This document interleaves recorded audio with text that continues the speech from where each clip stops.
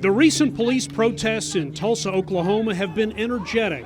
They've spanned skin colors and nationalities. Young, old, black, white, Latinx, Native American, Asian. It's really been remarkable. It's truly what America looks like. Robert Turner is a pastor in Tulsa, where protesters' anger at police has been further fueled by a June 4th incident involving two teenagers accused of jaywalking being forced to the ground by police, and these comments by a Tulsa officer during a radio interview. All of their research says we're shooting African Americans about 24% less than we probably ought to be based on the crimes being committed. It's the same racist police culture we have here in Tulsa that is yet to be addressed or eradicated. Racism has a long history in this city. It exploded to the surface during the Tulsa Race Massacre of 1921. Black Wall Street refers to Greenwood Avenue right behind me. This was a thriving area of business and culture in the early 1900s, a self-contained black economy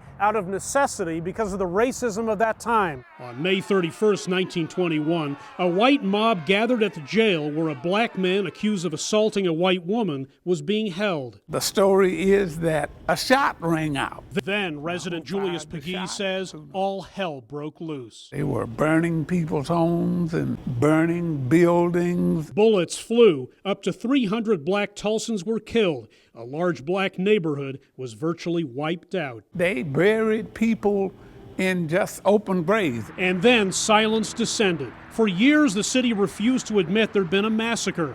Gradually, over time, the demands for an accounting of the destruction grew.